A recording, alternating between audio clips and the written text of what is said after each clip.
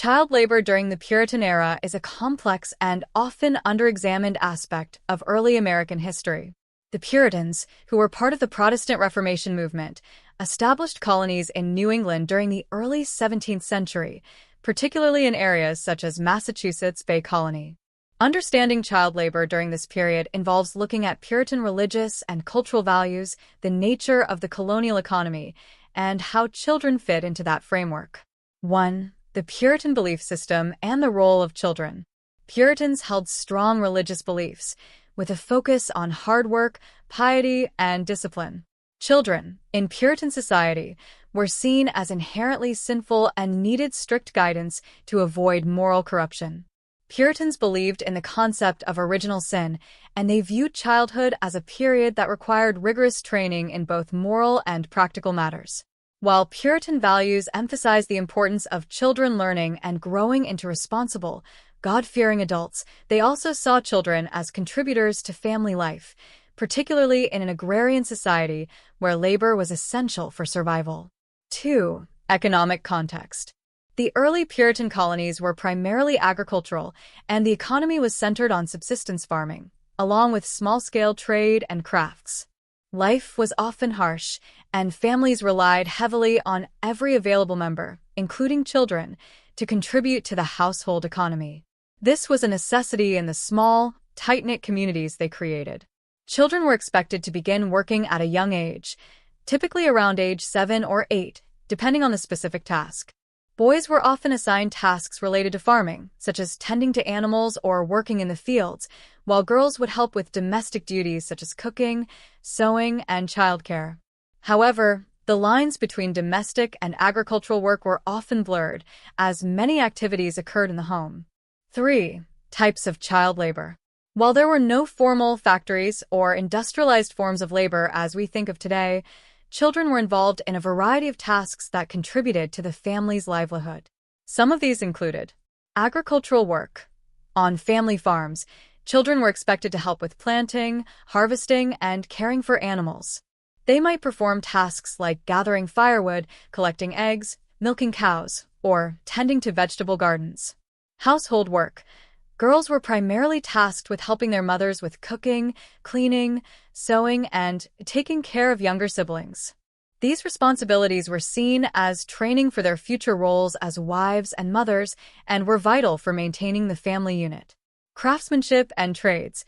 In some Puritan communities, children might help with other forms of craftsmanship or trade. For instance, they could assist with small-scale manufacturing, such as making tools or other items for daily use. 4. Puritan views on education and work. Puritans emphasized the importance of education, particularly religious education.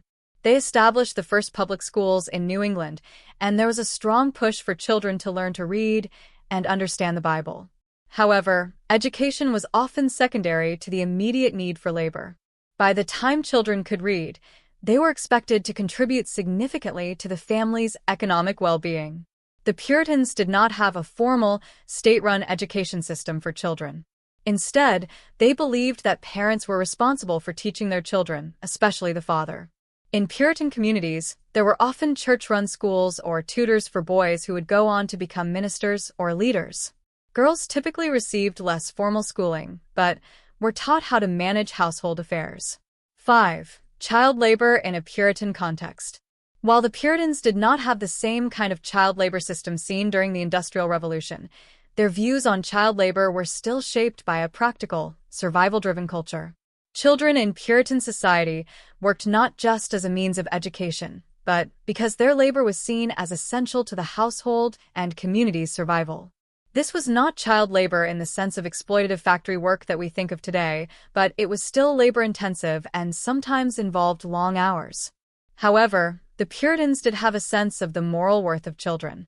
While children worked, they also participated in religious practices. There were expectations around discipline, but this was often a blend of work and religious education, emphasizing the child's moral development. 6. The impact of child labor on Puritan families. In Puritan families, child labor was viewed as a means of reinforcing family unity, responsibility, and spiritual development.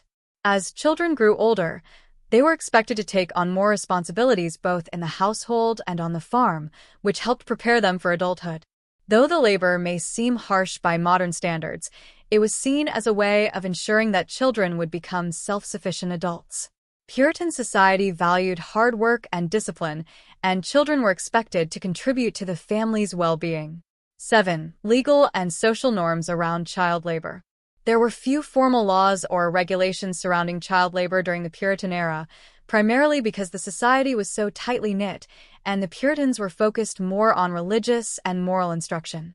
However, children who were not seen as working or learning would have been viewed as irresponsible, and their behavior might have been interpreted as a moral failing. Moreover, Puritans were known for their strict enforcement of social norms, and failure to comply with work expectations could have led to social ostracization or punishment. However, much of this was tied to the family structure and religious expectations rather than any formal legal systems regarding child labor.